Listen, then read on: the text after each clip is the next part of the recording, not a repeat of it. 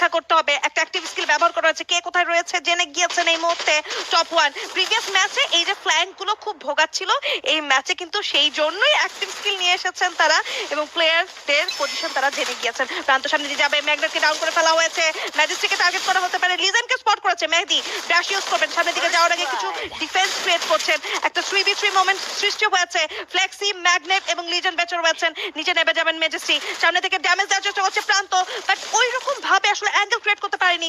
মেহেদিও কিন্তু রয়েছেন, প্রান্তকে দেখতে পাচ্ছি, গুছিয়ে ফাইট নেবেন, ড্যামেজ দিয়েছেন, ডাউন করার আগে পাল্টা আক্রমণ আসতে পারে, বাট এবার একটা ডজ এন্ড প্লেয়ারকে 1-1 মোমেন্ট, ম্যাজিস্ট্রি ভার্সেস মেহেদি, সামনের দিকে যাবেন, another round. ভাই Top one, come on. top one, guys. Bangladesh top one. তাদের এবার রাউন্ড নিজেদের করার চেষ্টা করছে। বাংলাদেশ টপ ওয়ান এবার উইনিং স্টাইলে রয়েছে, মিশনে রয়েছে, এন্ড সেটা কিন্তু তাদেরকে সে হেল্প করতেই পারে। বাট ইয়েস, অবশ্যই এখানে আসলেই মেহেদিকে ধন্যবাদ জানাতেই হবে। টপ ওয়ান ফ্যান বেস ধন্যবাদ কিন্তু এবার মেহেদি একটা ডিজার্ভ করে, কারণ যেভাবে অপোনেন্ট টিম এনডিটি প্রেসারটা ক্রিয়েট করতে চেয়েছিলেন, সাকসেস রেটটা কিন্তু তার কাছে খুবই হাই ছিল। রাউন্ড নাম্বার 5 এ চলে এসেছি, একটি রাউন্ডেরও দেখা মেলেনি এই ডিসাইডার ম্যাচে।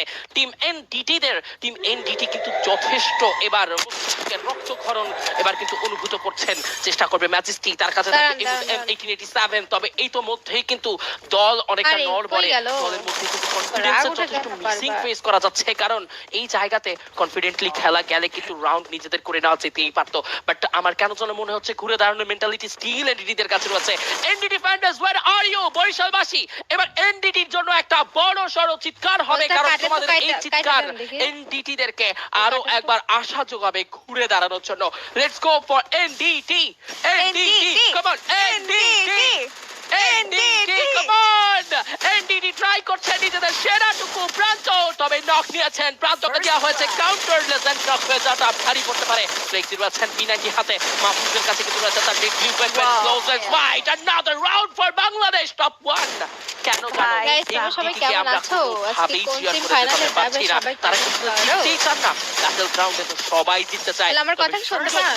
সময় সেই সঙ্গে ফায়ার পাওয়ার লাস্ট ম্যাচে এসে ম্যাচ করতে না একদম সুযোগ দিচ্ছে না বাংলাদেশ। টপ ওয়ান রিড করেছে খুব ভালোভাবে এনডিটিকে, প্রত্যেকটি অ্যাটাকের কাউন্টার জবাব কিন্তু তৈরি রয়েছে বাংলাদেশ টপ ওয়ানের কাছে। একদম ইন্টেন্স ব্যাটল মোমেন্টেও কিন্তু ঘুরে দাঁড়াচ্ছে দলটি, দুর্দান্ত পারফর্ম করছেন মাহফুজ। এই রাউন্ড যদি জিতে যায় তাহলে 6-0 তে ডিসাইডিং ম্যাপ ওন করবেন তারা এবং সাথে সাথে চলে যাবে অ্যাডভান্স স্টেজে, যেখানে তাদের জন্য অপেক্ষা করছে একটি দল। Let's see কাদেরকে ফেস করে এই জায়গা থেকে তারা। দেখো ফ্ল্যাশ ফ্রিজ যাবে, ফ্লেক্সিকে আবারও টার্গেট করা হচ্ছে, ফ্লেক্সি আবারও ফ্ল্যাশ ফ্রিজে ড্যামেজ খাচ্ছে, ম্যাজিস্ট্রিক উদ্দেশ্য করে মেহেদি দুর্দান্ত কাউন্টার কিছু অ্যাটাক প্রোভাইড করছে যাতে তাদের টিমমেটকে টার্গেট করতে না পারে।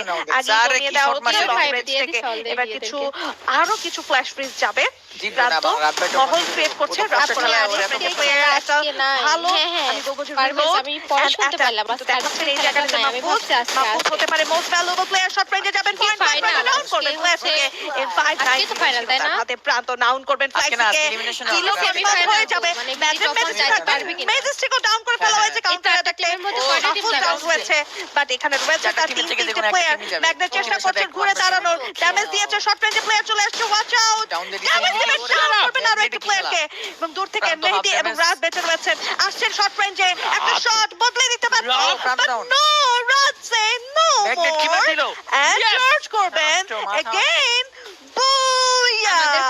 এক্স্যাক্টলি, বাংলাদেশ টপ 1 এবার পরবর্তী রাউন্ডে পৌঁছে গিয়েছে, এটাকেই বলে কামব্যাক। প্রথম ম্যাচ হেরে গেল, সবাই শুধু